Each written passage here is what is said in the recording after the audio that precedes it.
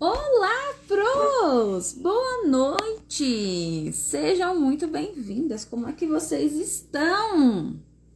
Hoje a gente vai falar sobre escrita das avaliações na educação infantil. E aí a gente vai falar sobre a diferença dessas documentações. Então, o que é relatório, o que é portfólio, o que é parecer. A gente tem um monte de nome para a mesma coisa. Basicamente, eles são a mesma coisa, só que com nomes diferentes. E aí causa essa confusão, porque eu falo assim pra vocês. Porque quando eu faço meus relatórios e não sei o que, não sei o que, não sei o que, não sei o que. Aí vocês falam assim, Cris, mas eu não faço relatório, eu faço portfólio, eu faço parecer. Gente, é o mesmo rolê. O que tá por trás, o que a gente precisa entender, o que a gente escreve, é a mesma coisa, só muda o nome. Sabe aquela coisa lá do Danoninho da Vigor, o Danoninho da outra marca, da outra.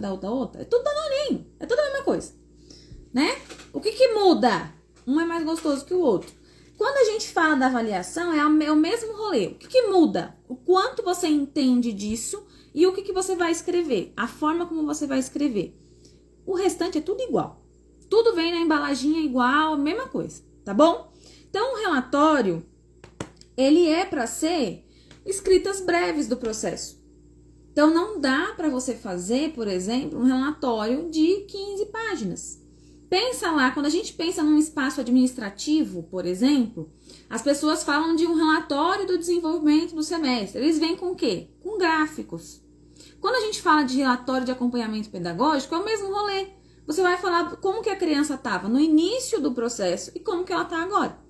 Como é que foi esse avanço dela? Como foram esses avanços? Isso é relatório.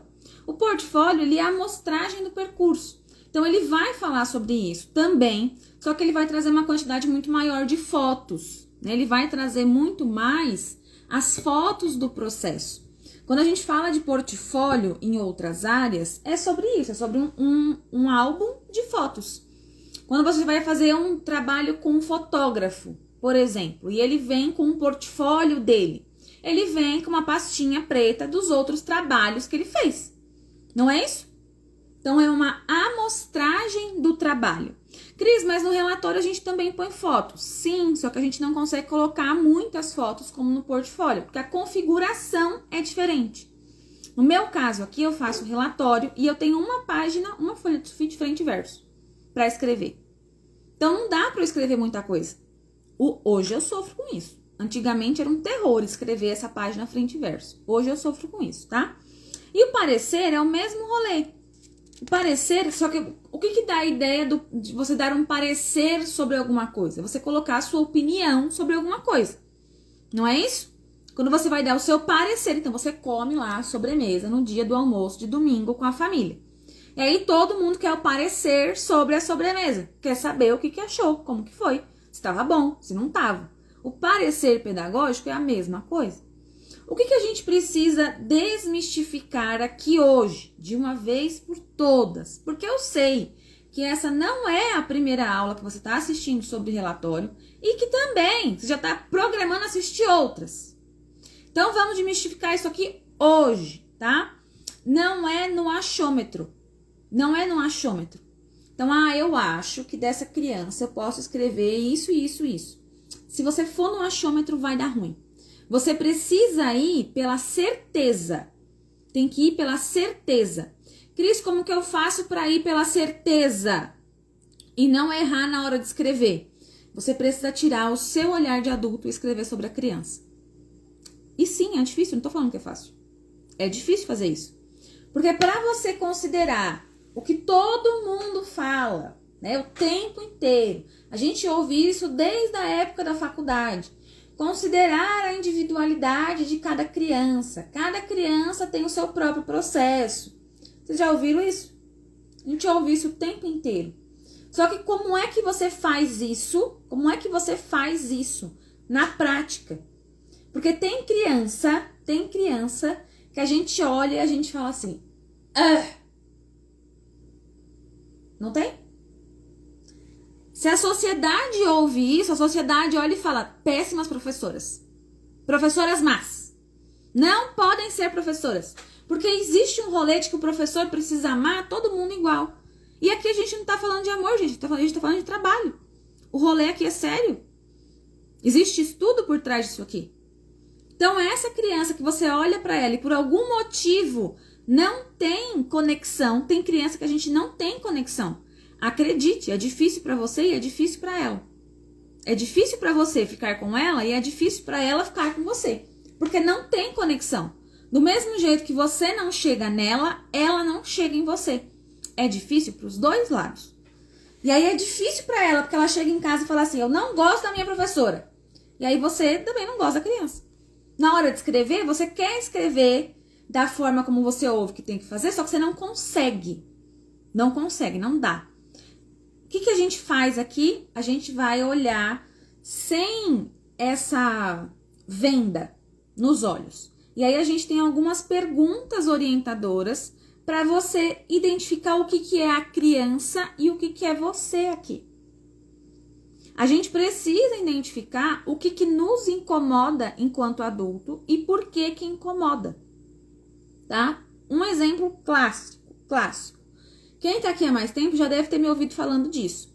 Eu tenho pavor daquele barulho das crianças com mochila de rodinha.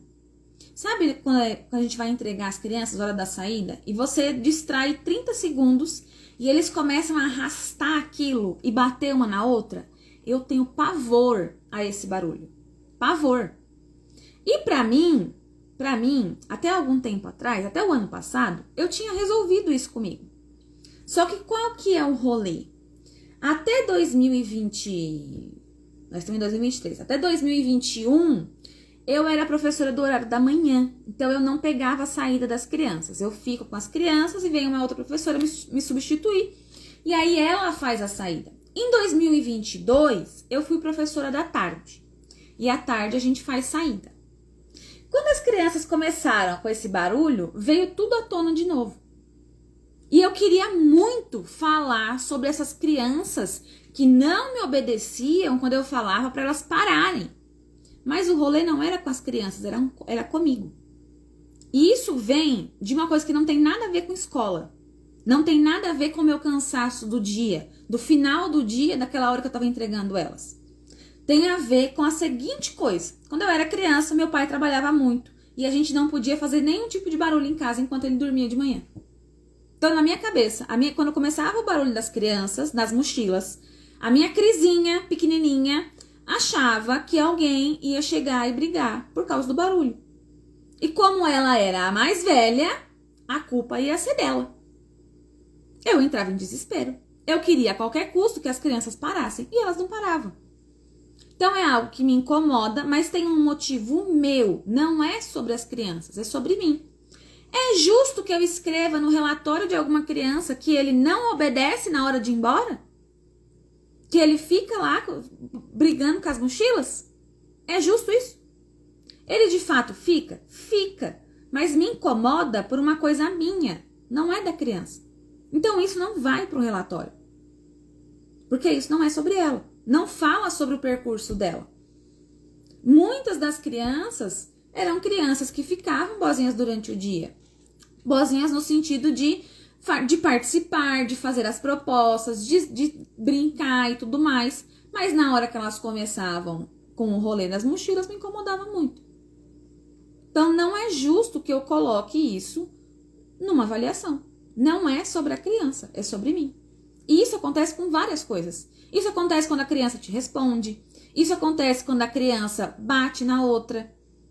Cris, mas e aí, eu não vou fazer nada? Vai, só que você precisa deixar esta parte que te incomoda de lado e agir com razão. E agir como professora. E esse é o difícil, porque na maioria das vezes a gente nem sabe que esses rolês existem. Quando chega na hora de escrever a avaliação, a gente faz sessão de descarrego. A gente quer colocar na hora da avaliação toda a raiva que aquela criança fez a gente passar ali. A gente quer fazer um desabafo, um momento de desabafo. Aí você quer colocar que ela bate, que ela morde, que ela não obedece.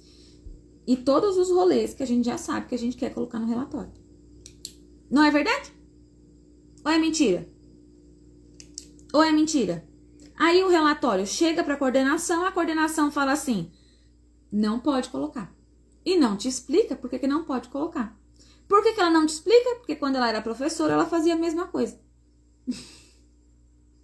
Então, assim, gente, a gente precisa entender o que é nosso, o que dessa carga que a gente quer colocar na avaliação é nossa e o que dessa carga é de fato a criança. Então, quando você vai contextualizar, por exemplo, o percurso coletivo, independente de que tipo de documentação você faça, independente se é relatório, se é portfólio ou se é parecer, eu indico fortemente que vocês façam um percurso coletivo. Cris, aqui na minha rede, na minha unidade, eu não preciso fazer. É uma opção sua. É uma opção sua. Eu indico para todas as minhas alunas, todas as alunas que passam pela minha mão, eu indico que façam. E por que eu indico que faça um percurso coletivo? Porque a gente fica numa ansiedade, numa vontade de colocar no relatório tudo que a gente trabalhou. Porque dá trabalho fazer qualquer coisa com 35 crianças. No meu caso aqui, eu atendo 35 crianças, de 3 a 6 anos, todos os dias.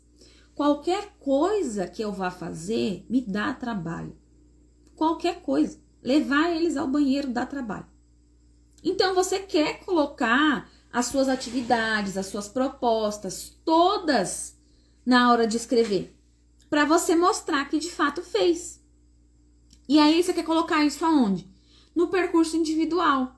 Você quer colocar todas as histórias que contou. Eu já peguei relatório para orientar, da professora que tinha feito o relatório do primeiro semestre. Segundo semestre. Relatório do segundo semestre. E aí no segundo semestre ela tinha um projeto de leitura. Ela colocou todos os livros que ela tinha lido com as crianças. E aí você pegava para ler os relatórios, eles eram todos iguais. Todos iguais. Porque ela colocou o percurso coletivo para todas as crianças. E aí para todos ela fez o mesmo padrão de atividade. Então ela fazia lá uma construção para contar a história. Então a história dos 3 porquinhos. Ela fez lá as 3 casinhas. E aí as crianças foram lá, interagiram com a proposta, todos do mesmo jeito. Então ela tinha um passo a passo para as crianças. Então todas as crianças iam fazer a mesma coisa. Na hora dela relatar, os relatos eram todos iguais. E aí ela falava assim pra mim, Cris, eu fico muito triste porque parece que eu tô escrevendo a mesma coisa. Aí eu perguntei assim pra ela, como você organizou a proposta? Eles foram, e ela me contou isso que eu contei pra vocês. Falei, então você tá escrevendo a mesma coisa. Porque você organizou dessa forma. Quando você fez assim. Todo mundo fez a mesma coisa. Tem como você escrever algo diferente de alguma criança? Não tem. Porque na hora de direcionar, você direcionou assim. Você não vai olhar nada diferente. E aí, quando a gente pensa nesse tipo de estrutura fechada, percebam que tem aqui elementos do lúdico. Então, você tem uma construção, você tem uma história, você tem coisas que são muito legais. Só que a forma como você executa continua sendo tradicional. Então, quando você vai para olhar, para fazer registros que vão dar origem aos seus relatórios agora, os seus pareceres, os seus portfólios, eles vão ter o quê? O processo da criança dentro daquele padrão que você criou. E aí, se você colocou lá um passo a passo de que a criança vai interagir com a casinha número 1, vamos pensar na história dos 3 porquinhos. Na casinha número 1, ela vai fazer isso, isso, isso. Na casinha número 2, ela vai fazer isso, isso, isso. E na 3, isso, isso, isso. Você tá dizendo que é isso que você vai olhar. Então, você coloca o quê? As crianças que seguiram todos os passos que você quis e as crianças que não seguiram. E você vai lembrar das que não seguiram, porque são as que te deram trabalho no dia. Então, se tava lá e era só para olhar e a criança quis mexer, é isso que você vai lembrar. Da criança que queria, a qualquer custo, tirar o negócio do lugar. E aí, nesse caso, você pensa assim, não consegue fazer nada. Não consegue fazer nada. E o que é isso, na verdade? É o impulso da criança, da curiosidade. Ela quer ver, ela quer sentir. Para toda a educação infantil, os 5 sentidos estão muito aflorados aqui. É por isso que eles querem colocar a mão em tudo o tempo todo. Eles vão querer fazer isso. E aí, quando você estrutura na sua cabeça um passo a passo, né, que eles têm que seguir ali certinho, é só isso que você vai olhar. Então, não adianta chegar aqui e querer escrever coisas diferentes se quando você foi executar, foi dessa forma que você fez. Você não vai ter condição de fazer diferente. Por isso que não dá para começar agora. Tem que começar lá do início do semestre, do início do ano. Agora, a gente não está finalizando um semestre. A gente está finalizando um ano. E aí, se você chega nesse final do ano e você não sabe o que fala ainda da sua criança, a gente tem um problema sério aqui. Você passou um ano com ela. Quer dizer que faz um ano que você está dando passo a passo para suas crianças de 2, 3, 4 anos e está achando ruim que elas não estão seguindo. Isso é um problema de concepção, não é de escrita. O problema aqui não é escrita, é concepção de educação infantil, de criança, de atividade que precisa ser feita, de proposta. Então precisa mudar a chavinha. Enquanto não mudar a chavinha, não vai dar bom. Não vai mudar a escrita. Escrita não é dom, tá? Escrita não é dom. Não existe um dom de escrever. Não existe isso. Escrita é técnica. Você tem a técnica de escrever. Mas quando a gente fala de processo pedagógico, o que dá origem à documentação agora é como as coisas aconteceram durante o semestre. Então, se você veio tendo elementos do lúdico, então você trouxe brincadeiras, você trouxe músicas, você trouxe as histórias. Só que na hora de executar com as crianças o seu posicionamento é um posicionamento tradicional, de que elas precisam fazer aquilo ali daquela determinada forma, você não vai ter como escrever o relatório considerando a individualidade de cada um. Porque na hora de pensar sobre esse fazer das crianças, você pensou para todo mundo igual. Então, os registros que você tem são todos iguais das crianças. Quando você rola a sua galeria de foto, as crianças estão segurando o mesmo brinquedo, estão brincando do mesmo jeito, estão pulando na mesma hora, estão fazendo as mesmas coisas. Como é que você vai escrever individualidade de cada um se na hora de documentar o processo, você documentou todas iguais? Tá fazendo sentido isso para vocês? Tá fazendo sentido isso? Vocês estão conseguindo entender? Contem pra mim. Vocês estão conseguindo entender isso? Que o negócio não é agora? Vocês virou a chavinha de que o negócio não é agora? Precisa virar essa chave. Precisa virar. Porque se não virar, vai dar ruim agora e vai dar ruim no meio do semestre, no meio do ano que vem, vai dar ruim no outro ano, vai continuar dando ruim. Precisa virar a chave. Tá? Precisa virar a chave. Aí existe um negócio aqui, né? Cris, e agora? Eu não consigo voltar no tempo e fazer diferente com a chave virada. O que eu faço? Aquela, né? E agora? O que eu faço? Agora vai te dar trabalho. Vai te dar mais trabalho. Tá? Por quê? Por causa do processo. Vocês já entenderam por que vai dar trabalho. Né? Se fez sentido, vocês já entenderam por que vai dar trabalho.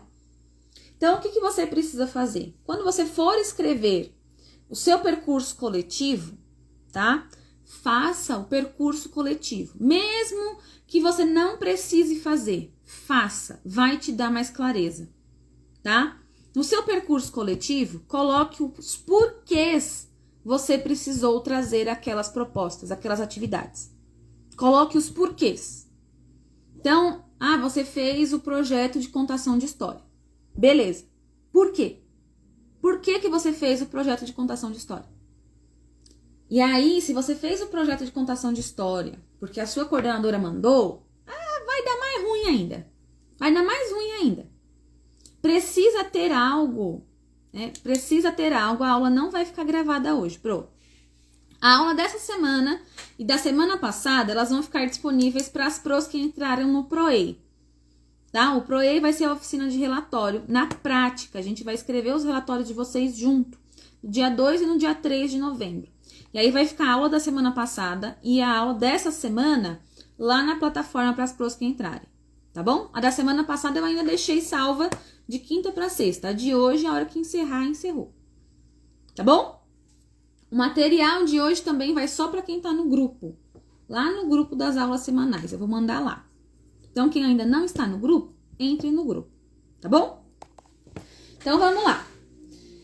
Percurso coletivo. Colocar os porquês. Precisa ter um porquê. Se a sua coordenadora mandou fazer o projeto de contação de história e você só fez, você vai chegar para ela agora e vai perguntar o porquê que vocês fizeram.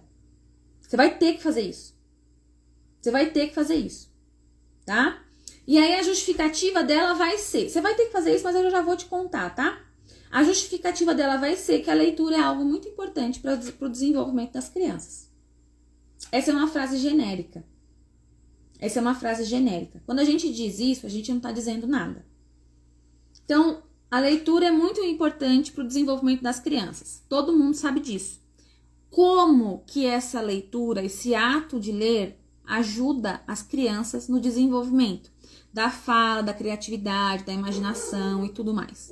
Então, você precisa colocar isso lá, no seu percurso coletivo. Você precisa colocar todas as histórias que foram lidas? Não, não precisa. Você não precisa fazer isso. Você só vai colocar o projeto de leitura e dizer por que ele aconteceu. Então, como foi que você organizou o retorno do recesso, o retorno das férias? Como que isso foi organizado? Depois das férias, a gente tem um novo período de adaptação. Não é um mês e meio, como lá no início do ano, mas a gente tem um novo período de adaptação. Então, como foi que as crianças retornaram do recesso? O que você fez diante disso? E aí são os porquês, tá? Percurso coletivo são os porquês. Então, você vai pensar todos os seus porquês do semestre. E aí, a gente já está escrevendo o relatório, a gente já está finalizando o ano, só que a gente ainda vai vivenciar algumas coisas. No meu relatório, por exemplo, eu tenho eventos de novembro que quando eu for entregar o relatório ainda não aconteceram. Então, eu vou ter relatos individuais das crianças deste evento? Não, mas ele vai aparecer no meu percurso coletivo. Porque ele tem uma intenção, existe um porquê dele acontecer. Existem ações de dezembro que ainda vão acontecer. Então, eu não vou ter nada no percurso individual das crianças sobre isso, mas eu vou ter no coletivo. Tá bom? Então, você precisa fazer essa diferenciação do que foi coletivo e do que foi individual. No individual, no coletivo, coloquem os porquês. Por que você optou por aquela ação, por aquela intervenção pedagógica. Tá bom? Coloquem os porquês. Quando você vem falar do individual de cada criança, você vai falar os comos.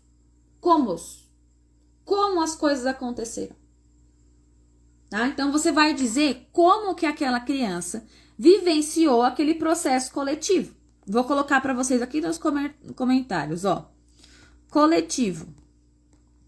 Você vai colocar os porquês. E individual,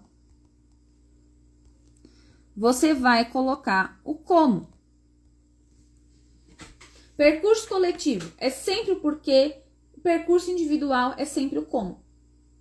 Quem veio com essa bagagem negativa do percurso, essa bagagem que a gente já conversou no começo da aula, que vocês já viram que vai dar ruim, o que você vai fazer?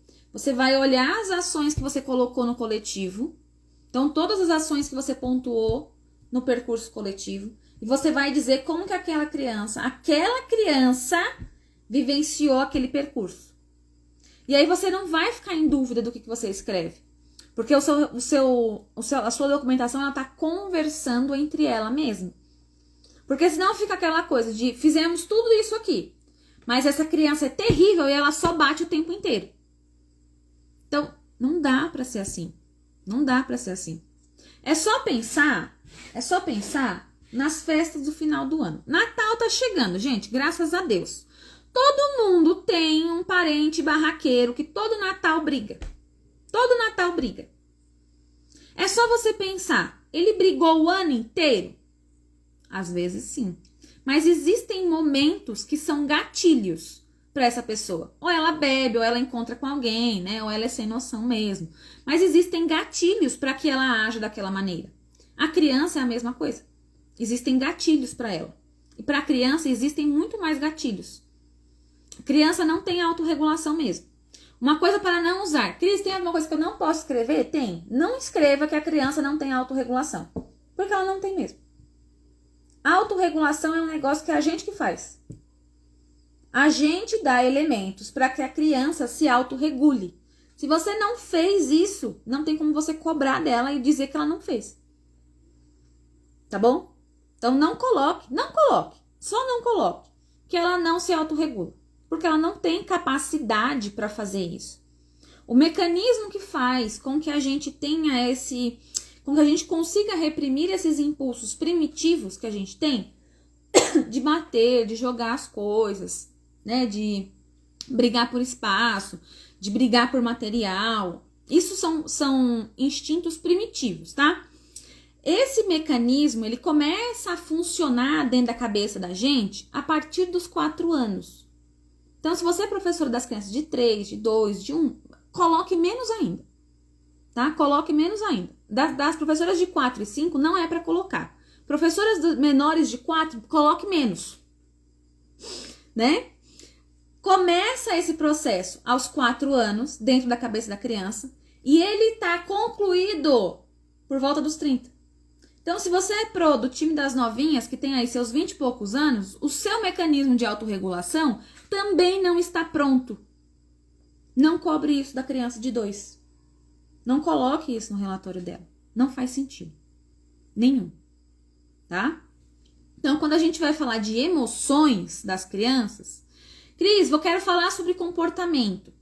Comportamento tá ali ligado, muito ligado com emoção. Então, a criança sentiu raiva, ela não sabe o que fazer. O que ela vai fazer? Ela vai bater. Ela vai se jogar no chão e vai começar a chorar. Isso são emoções. A criança não sabe o que faz com isso. Ela não sabe nomear isso. Você pode falar sobre isso nos seus relatórios, nas suas documentações? Pode. Só que você precisa contextualizar isso e você precisa dizer como que você veio ajudando essa criança. Então, se ela se joga no chão todas as vezes que houve um não, você pode colocar isso? Pode. O que você fez diante disso? Então, a gente começou a conversar, fez roda de conversa, levou histórias. Nós falamos sobre os sentimentos, a gente fez um dado de emoções, e aí a gente fez um painel, e a gente fez uma lista de coisas que a gente pode fazer quando a gente sente raiva, quando a gente sente medo, quando a gente sente frustração. Você vai dizer como as coisas aconteceram. Cris, eu não fiz nada disso, não coloque. Você não fez intervenção sobre a emoção da criança. E aí, se você não fez, não se cobre também. Você não tinha essa informação. Não tinha. Alguém daqui tinha a informação da autorregulação? Que ela começa aos 4 anos e termina por volta dos 30? Se você não tinha essa informação, não tinha como você fazer alguma coisa sem ela. Não é isso? Então, não tem o que fazer. Só que não cobre isso da criança. Porque ela não tem. Ela não tem. Então, não tem como ela te dar. Tá bom? Então, quando a gente vai falar de desenvolvimento das crianças, precisa falar a partir daquilo que elas conseguem ou não. Então, a minha turma de crianças de 2 anos não param quietas, elas não sentam, elas não ouvem. São crianças de 2 anos, elas não têm capacidade para isso. Não é algo que elas vão conseguir te dar mesmo. Nem as crianças de 2 anos de hoje, nem as crianças de 2 anos de 10 anos atrás, nem as crianças dos anos 80 e nem as crianças dos anos 3000. De 2 anos vão conseguir fazer isso, porque não faz parte do desenvolvimento dela. Não é algo que ela vai conseguir fazer aos 2 anos. Entende que não adianta a gente querer que ela faça? Ela não vai fazer. Alinhamento de expectativa e realidade. O que eu gostaria que acontecesse, mas o que acontece de fato. Então, não adianta fazer o relatório em cima de uma turma que não existe. A turma dos sonhos, ela não existe em lugar nenhum.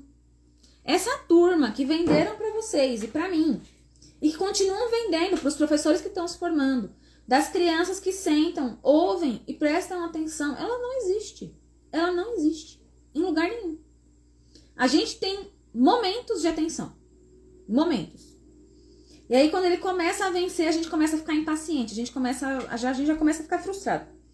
E aí a gente fala que as crianças não têm autorregulação, mas para conseguir essa paz de volta, essa paz reinando, a gente faz o quê? A gente grita. A gente entra no mesmo lugar da criança, que não sabe lidar com as emoções. E aí, no nosso caso, é pior, porque nós somos adultos. Mesmo que o seu mecanismo não esteja aí todinho perfeito, formado, você tem mais condições do que a criança de 2 anos. Então, a gente precisa entender o que está por trás dessa construção da documentação pedagógica. Não é simplesmente escrever. Não é o dom da escrita que baixa e você descobre que palavras pode usar. Todo mundo já se fez essa pergunta. O que eu vou escrever? Como é que começa? Que palavra que eu vou usar para falar isso? Porque a gente tem a sensação de que está inventando uma criança. Quando a gente senta para fazer documentação pedagógica, parece que a gente está inventando uma criança que não existe. Não é isso? Eu tinha essa sensação de que eu preciso inventar um menino, uma menina, uma criança. Porque essa criança que querem que eu descreva não é a criança que está comigo todos os dias. Não é essa a sensação que a gente tem? Mas é esse ponto de vista. Gente, eu tenho crianças terríveis na sala comigo. Tenho crianças que causam o tempo inteiro. Já falei pra vocês da minha criança que chora. Eu também tenho uma criança que ainda não foi pra escola no 2º semestre. E aí eu fico me perguntando, o que eu vou falar sobre ele se ele nem veio pra escola no 2º semestre? Ele toda semana tá doente, teve um problema de família, a mãe não conseguiu trazer, teve problema na perua, toda semana. E a gente já sabe que é um problema da mãe e não da criança. A mãe tem inseguranças, a mãe tem problemas e não manda a criança para a escola. E isso prejudica ela. Eu tenho condição de falar sobre o percurso pedagógico dessa criança? Não tenho. O relatório dessa criança específica, que aí não foi para a escola no 2º semestre, não vai ter sobre o acompanhamento pedagógico dele, porque ele não estava lá. Não adianta eu querer inventar. Cris, você vai colocar o quê? Vou colocar as faltas dele e o quanto isso tem impacto no desenvolvimento dele. E aí eu ainda vou complementar o quanto poderia ter sido positivo para esse desenvolvimento dessa criança, que o ano que vem estará no ensino fundamental, no 1º ano do ensino fundamental, em fase de alfabetização, que ela tivesse frequentado a EMEI no 2º semestre. Então eu preciso contextualizar. Eu vou inventar um menino? Não vou. Só que eu preciso trabalhar com aquilo que eu tenho. Tem gente que numa situação dessa, e pode ser o seu caso agora, entra em desespero, porque o menino não foi. Aí passa daqui, de hoje, até o dia de entregar o relatório, pedindo a Deus para essa criança vir um dia, para você fazer 5, 6 atividades com ele, para tirar uma foto e conseguir fazer uma observação, para colocar no relatório. Mesmo que essa criança minha apareça nos próximos dias, não anula o fato de que ele não foi para a escola um semestre. Qual que é o impacto que isso tem no desenvolvimento dele? Isso precisa estar no relatório. Não me interessa se a família vai estar na reunião para ler ou não. Me interessa que esse é o meu papel de professora de educação infantil. Eu preciso relatar isso, precisa estar lá. Mas não é só jogado. Colocar assim, a criança não veio durante o semestre. Ponto final. Próximo. Não é isso. Não é isso. Se eu fizer isso, o relatório vai voltar. E com razão. E com razão. Então, precisa ter contexto. Precisa contextualizar. Precisa dizer como aquilo ajuda ou prejudica a criança. Então, se você tem a criança, todo mundo tem. A criança que você já chamou a família várias vezes, já conversou. E aí a gente tem 2 casos quando a gente chama as famílias. A família que de fato vem e participa e está disposta a ajudar. E a família que não está nem aí, que nunca apareceu. Nos 2 casos, aparece isso no relatório. Então, por quais motivos você tem chamado a família para essa criança? É por comportamento? É por, seja qual for o motivo, vocês estão investigando alguma coisa, tem alguma suspeita de alguma neurodivergência, tem alguma coisa que vocês estão fazendo por essa criança, precisa constar no relatório pedagógico. A não ser que seja um caso de abuso, seja um outro caso assim. Essas coisas não vêm para o relatório pedagógico, tá? É um outro tipo de relatório. Mas se é algo que reflete no cotidiano dessa criança e no seu, na sala de aula, precisa constar lá. Só que precisa constar contextualizado. É o como. Para qualquer situação do individual da criança, é o como as coisas aconteceram. Como? Cris, eu tô tentando ajudar essa criança. Como? Como? Quais ações foram feitas? Que tipo de intervenções você pensou? Deu certo? Não deu? Que ponto que essa criança parou? Então, a criança no começo do ano, você pode fazer comparações da criança com ela mesma. Do percurso dela com ela mesma, tá? Dela com outra criança, não. Mas dela com ela mesma, você pode. Então, você tinha a criança que era muito gritante no começo do ano, ela descontara a raiva nos amigos. Então, ela batia por qualquer coisa. E aí, agora, vocês conversando nas rodas, né? Ela é uma criança que consegue se controlar mais. Ela consegue vir e falar, professora, ele me bateu, professora, ele pegou o brinquedo. Nem que seja algumas vezes. Então, de 10 vezes que acontece as intrigas no dia, 5 ele vem e te fala. É um avanço. Porque no começo do ano, às 10 ele batia. Então, você pode dizer que está em processo. Está em processo. E isso se deu a partir das intervenções feitas com as conversas, com as músicas, com as histórias e tudo mais. Então, pode aparecer na escrita, mas precisa aparecer de forma contextualizada. Quando a gente vai para o ProE, para a oficina de escrita, a gente divide as crianças em 4 grupos. Existem 4 grupos de crianças. E essa divisão em 4 grupos, ela não é aleatória. As pessoas no mundo se dividem em 4 grupos. E aí você coloca as crianças dentro desses 4 grupos e você consegue enxergar que cada uma delas tem um funcionamento diferente. O que a gente precisa tomar cuidado?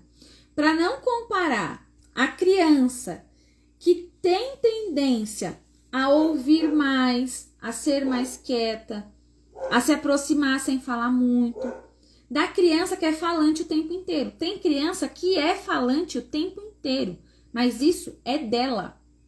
Isso é dela, tá? A gente tem que tomar cuidado para não comparar essas crianças. Na escrita, geralmente a gente não faz mesmo, porque já cobraram tanto da gente isso que a gente já internalizou que na escrita não pode comparar as crianças. Mas dentro da sua cabeça, isso acontece. Então você para falar lá da Ingrid. E a Ingrid é uma criança muito quietinha. Ela só brinca se alguém vier buscar ela para brincar. Ela só fala se alguém falar com ela. E aí você compara ela com a Alicia, por exemplo. A Alicia fala o tempo inteiro. Na roda de conversa, ela quer conversar no seu lugar. Ela quer contar a história no seu lugar. Ela chega na segunda-feira contando tudo e mais um pouco que aconteceu no final de semana. Então, quando você vai escrever sobre a Alicia, você tem o que falar, porque ela te dá elementos o tempo inteiro. Quando você vai escrever sobre a Ingrid, você não consegue, porque ela não te dá os mesmos elementos. Só que quem é Alicia na fila do pão e quem é Ingrid na fila do pão? É por isso que a gente divide as crianças para entender quem elas são. E é por isso que funciona. Agora a gente olha a nossa turma como um único espaço e todo mundo que tá ali, esse é um discurso que a gente tem que tomar cuidado também, que todos ali são iguais. Não são. Não são. Nós não somos. Olha para a sala dos professores. Os professores não são iguais. Você tem um professor que vai, que engaja com os projetos, que tem as ideias, que vai, que faz, e o outro que só vai na beirada, só vai na rabeira. Ele é um professor ruim? Não. Ele só não é assim. Ele só não é assim.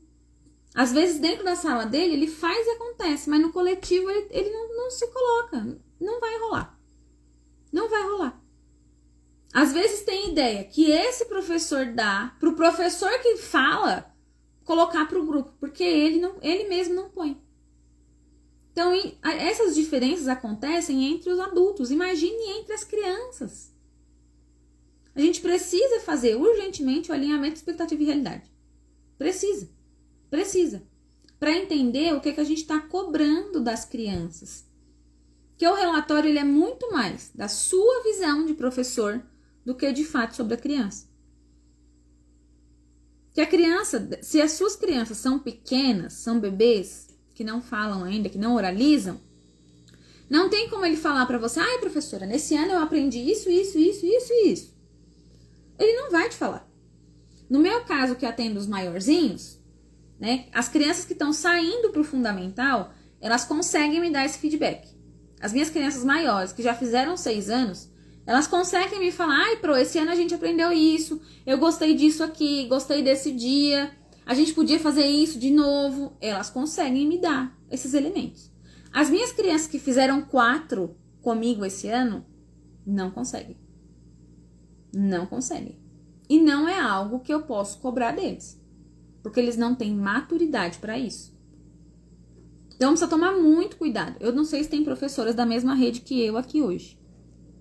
Eu sou da rede municipal de São Paulo. Não sei se tem professoras da mesma rede que atendem o mesmo grupo de crianças que eu. São as turmas multietárias. Mas precisa tomar muito cuidado.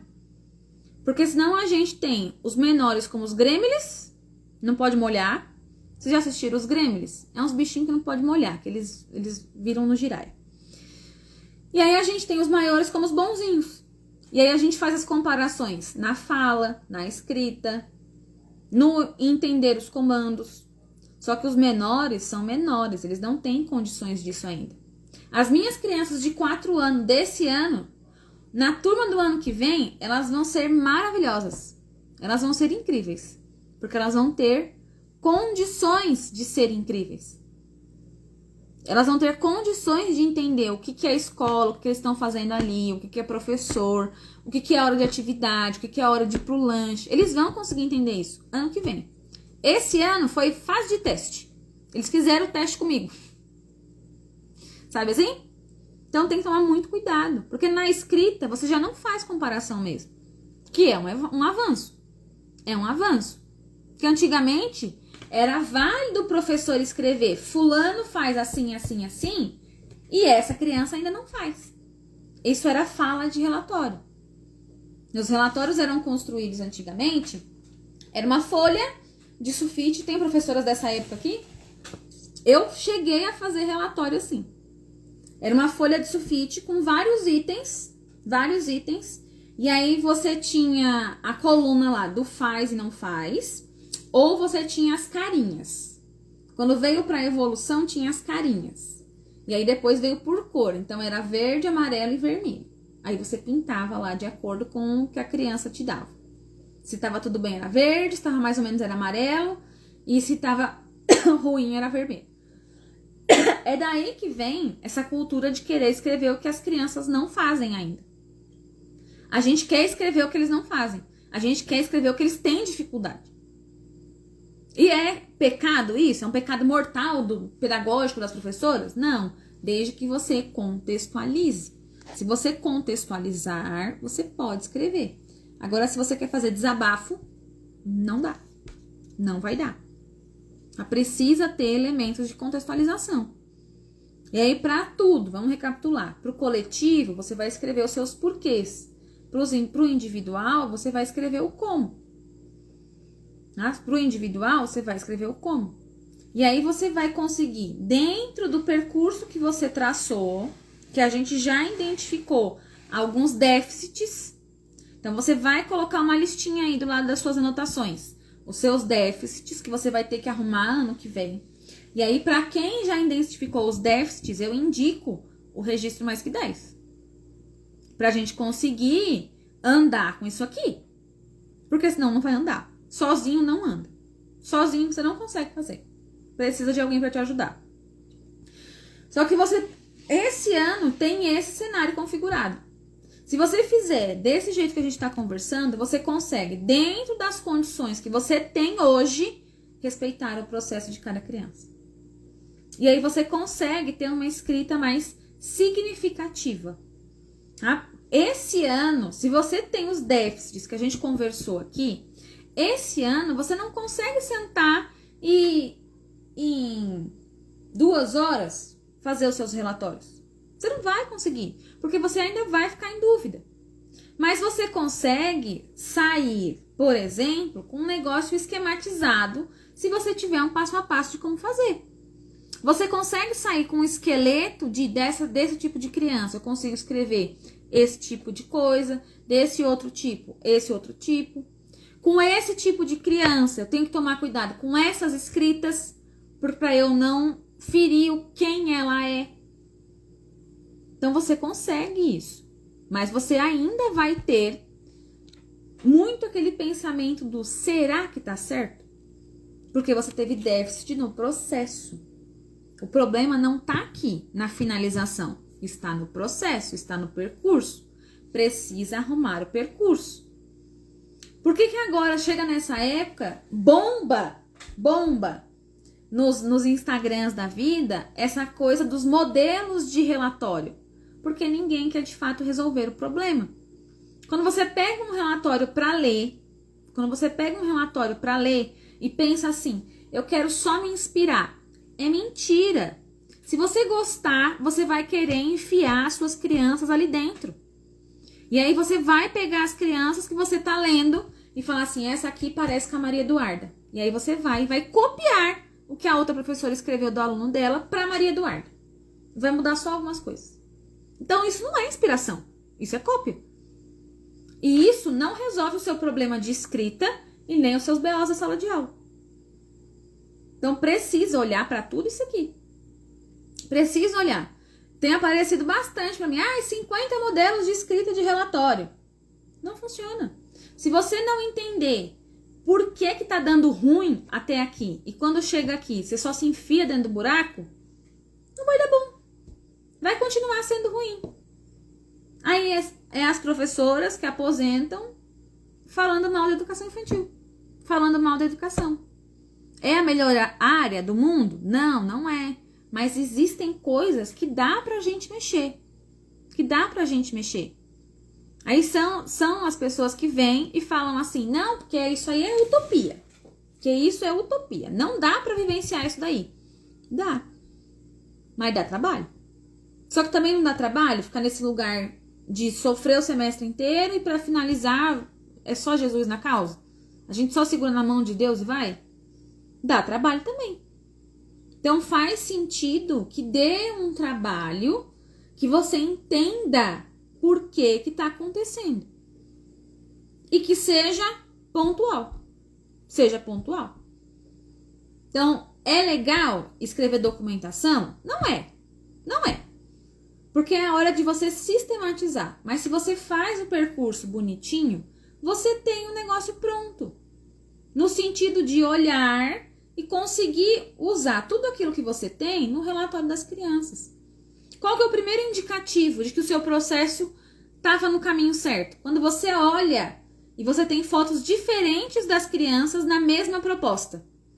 Então você fez um painel da menina bonita do laço de fita. Nós estamos aí entrando no mês da consciência negra. Painel da menina bonita do laço de fita é um clichê. Não está em discussão aqui se é bom ou se é ruim, mas é um clichê ainda. E aí você vai fazer a menina bonita do laço de fita com as mãozinhas das crianças. E aí quando você pega para olhar essas fotos, você tem as crianças em situações diferentes. Você tem coisas diferentes para falar das crianças. Se as suas fotos são todas iguais, tá dando ruim. Precisa mudar a rota. Não é nem que dá para arrumar, não. Precisa mudar a rota. Tá no caminho errado. Então, pega as suas fotos e olha. Faz essa autoanálise. Esse momento de documentação, ele não é só sobre a criança. Ele é sobre você também, as suas práticas. Então, se está sendo sofrido, precisa olhar para a prática. Nem tudo que é dificultoso no dia a dia é culpa da criança. Tem criança que é difícil? Tem. Só que se você sabe o que fazer, você sabe o que fazer com ela também. Você sabe o que fazer com ela também. E aí não é porque ela é difícil que ela vai desestabilizar a sua sala inteira. Isso é possível, tá? Isso é possível. Mas precisa fazer durante o processo, fazer durante o percurso. Certo? Relatório de crianças com necessidades especiais, sejam elas já laudadas ou não, tá? Eu tenho crianças especiais na minha sala, crianças deficientes, tenho um cadeirante, tenho uma criança autista, tenho crianças em investigação. Cris, como é que escreve relatório dessas crianças? Essas crianças são crianças. Elas passam pelo mesmo processo. Elas têm marcos de desenvolvimento igual. Elas precisam de interação, elas precisam de conexão com os objetos, com os materiais, com as pessoas. Elas vão precisar de tudo isso. O laudo não é um ponto final, ele é um ponto de partida. Então, se a criança tem um laudo, você precisou adaptar algumas coisas. Você vai dizer como foi o processo dela, como foram essas adaptações. Mas o laudo não é uma parede que tá ali, e é isso e acabou. O laudo é o seu ponto de partida. É por isso que eu brigo muito para fechar laudo de criança na educação infantil. Porque na educação infantil, a gente tem algo comum para as crianças, que é ser criança. Quando você entra na sistematização da alfabetização, aí é outro rolê. Tá? Mas na educação infantil, você tem os processos da educação infantil, que vão precisar ser vivenciados por todas as crianças. A não ser que a sua criança use medicação e ela vá para a escola e no período da escola ele dorme. Cris, a minha criança dorme o tempo inteiro.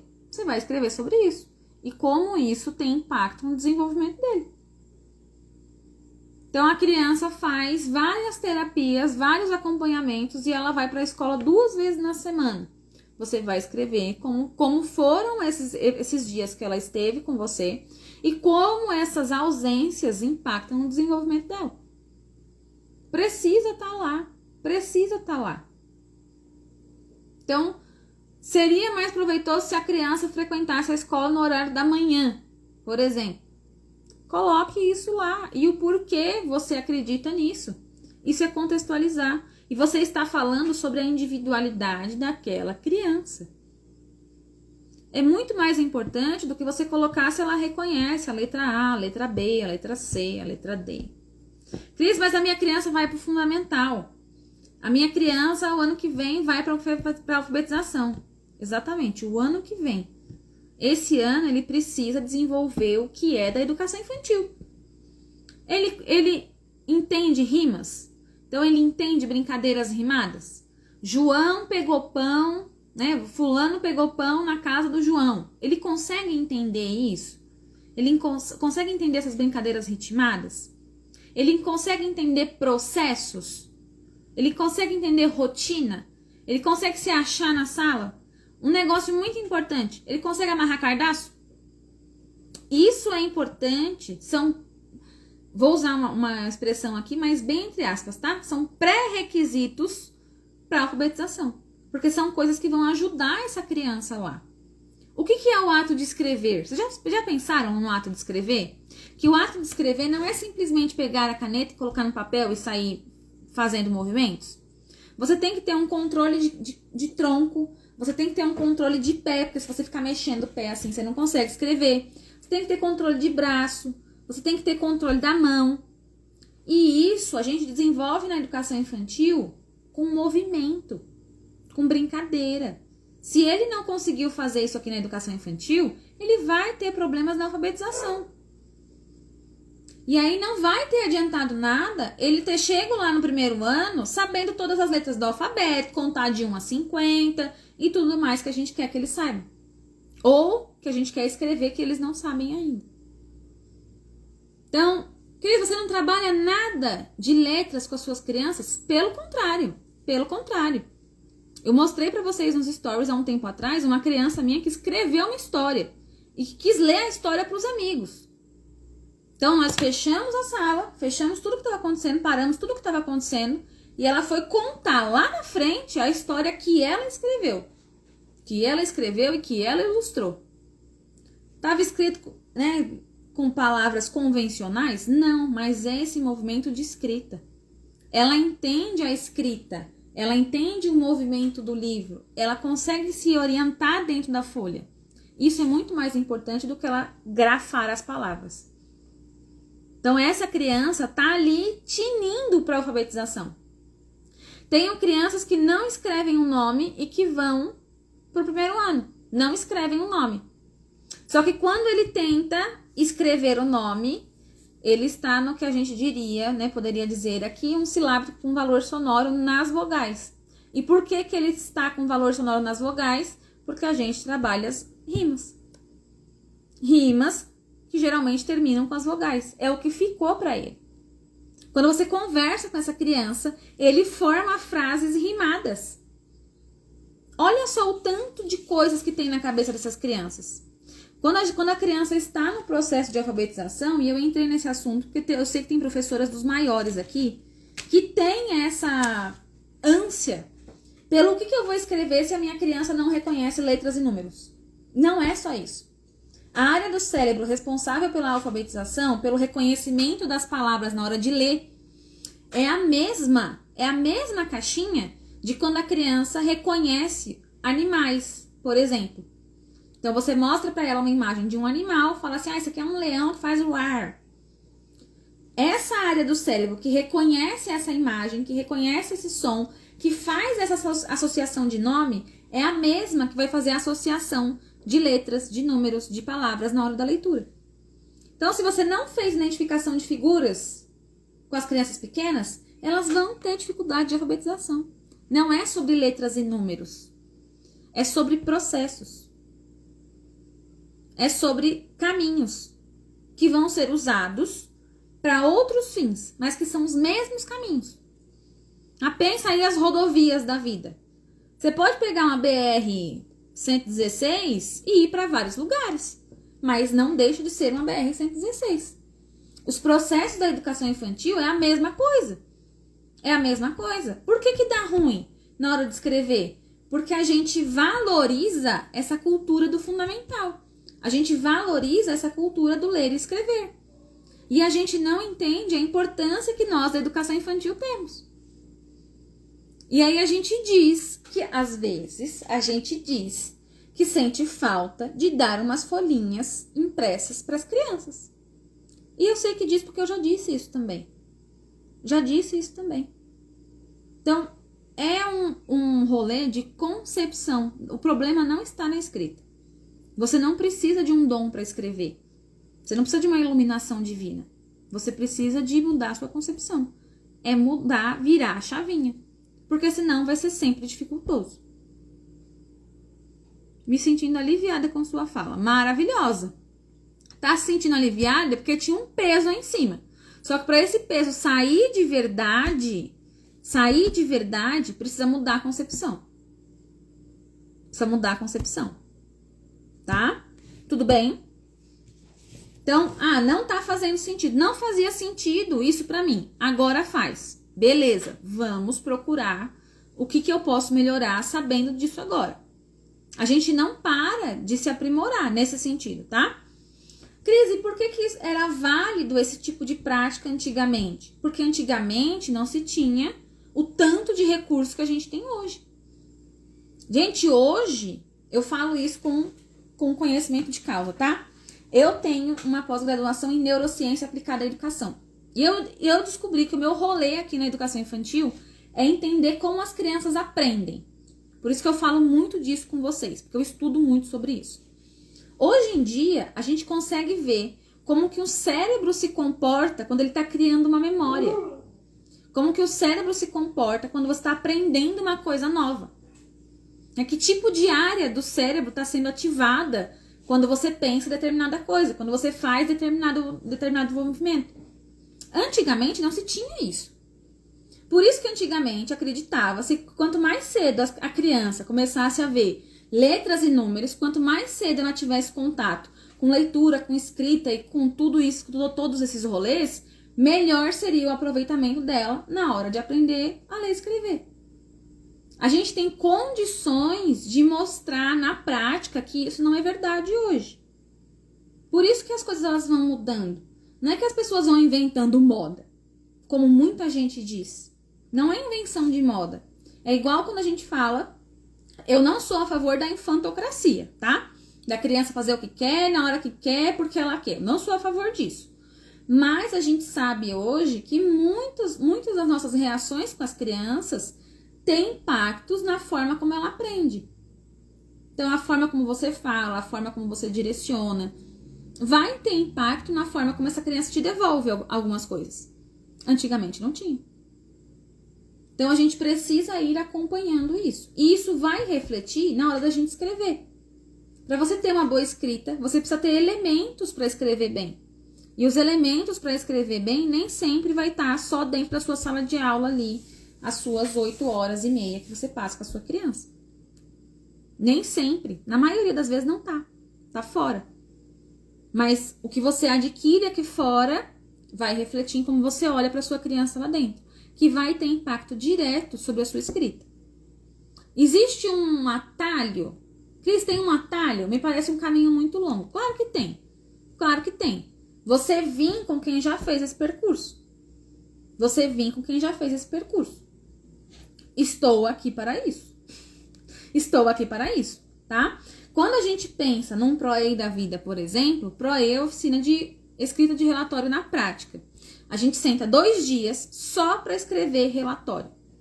Para quem não é o ProE, para quem quer uma aula ao vivo, que você vai colocar lá a pessoa falando e você vai lavar a sua louça, você vai fazer as suas tarefas do final de semana. Não é para você. Se você tá esperando isso do ProE, você já entrou e tá aqui hoje, me fala que eu vou devolver o dinheiro que você investiu. Porque não vai ser isso. Não vai dar para colocar eu falando e sair para fazer outras coisas. Porque é para sentar e fazer o relatório. A gente vai sair com todos os relatórios prontos. Eu deixo para fazer os meus relatórios também no ProE, inclusive. Eu faço os meus também lá dentro. Porque aí a gente vai trabalhar em cima das condições do que cada uma tem. E não é no sentido de comparar uma com a outra. É uma apoiar a outra. Então, quando você leva para o grupo, será que vai ficar bom eu escrever isso aqui? O próprio grupo vai te ajudar. É uma escrita de relatório em grupo.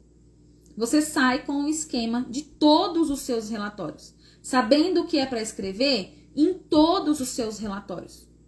E quando eu dou ênfase no todos, é porque eu faço 35. Eu ainda não conheço nenhuma rede, né? Não chegou ninguém para mim ainda que tem mais de 35 crianças. O máximo sou eu aqui. Então eu sei que é difícil fazer relatório de muitas crianças. Tô ciente. E é por isso que eu falo para vocês que dá certo. Coloquei as datas do ProE pro feriado, 2 e 3 de novembro. Por quê? Porque a gente aproveita o feriado para dar conta da demanda da escola.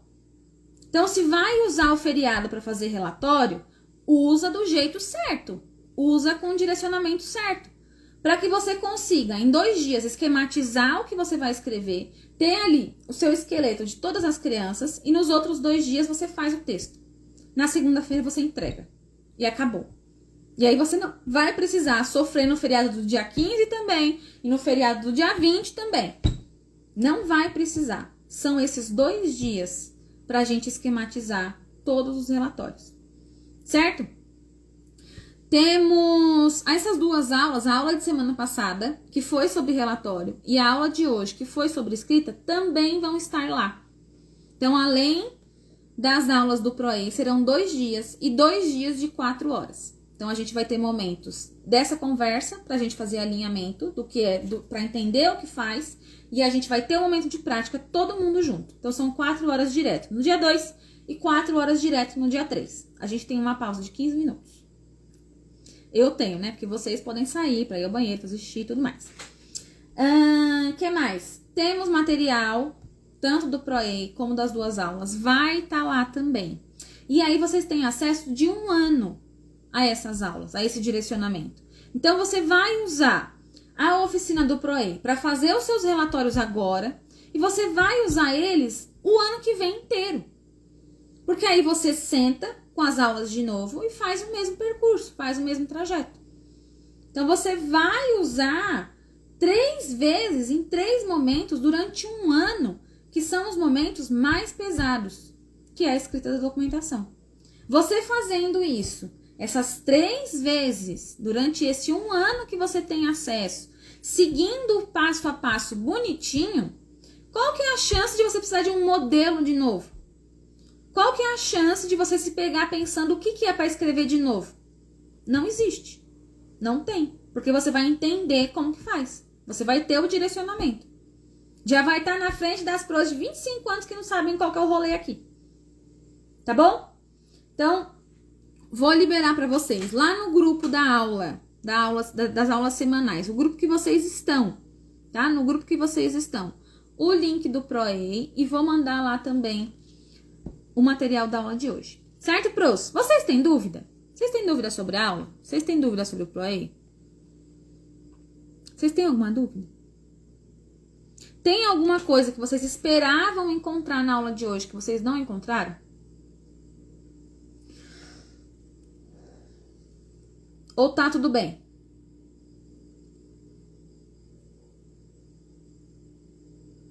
Me contem como que tá esse processo por aí. Tá tudo bem? Vocês têm dúvida?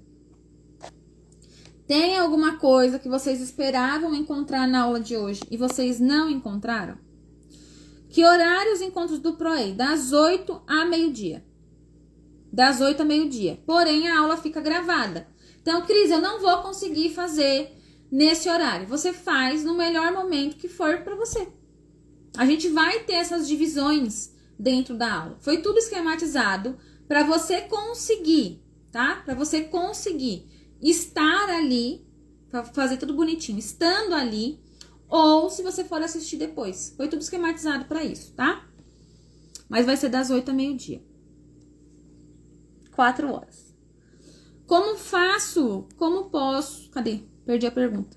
Como eu posso entrar no grupo? O link tá lá no meu perfil.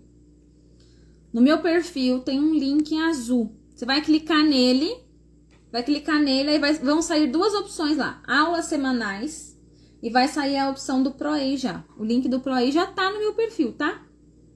Mas eu vou enviar para vocês também lá no grupo. Certo, meninas?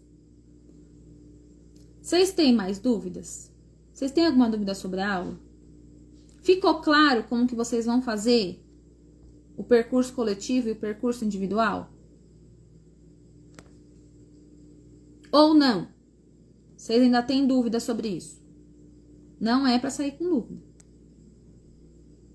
Como eu entro no grupo? Tem um link no meu perfil. Tá? Tem um link no meu perfil. Quando vocês clicarem no link, vai abrir um formulário Google. É uma entrevista, tá? Tipo uma entrevista que vocês fazem antes de entrar no grupo. Responde tudo bonitinho, no final vocês entram no grupo. Então, beleza. Se tá tudo bem, se tá tudo certo, nós vamos encerrar a aula de hoje. Eu espero vocês semana que vem no ProEI. Semana que vem, quinta-feira, não tem aula aqui no perfil. Nós vamos estar no ProEI de manhã e aí depois eu vou pro feriado. Vou feriadar. Tá bom? Então, semana que vem não tem aula por aqui. Nós vamos estar no ProEI quinta e sexta. Certo, pros? Eu espero vocês lá. Qualquer dúvida, me mandem mensagem. Vocês sabem onde vocês me acham. No WhatsApp, inclusive. Muitos de vocês conversam comigo lá no WhatsApp. Não tem problema nenhum. Eu não sou a pessoa que não responde. Eu demoro, mas eu respondo. Tá bom, pros? Boa noite pra nós. Bom descanso. E eu espero vocês lá no ProEI. Tchau, tchau!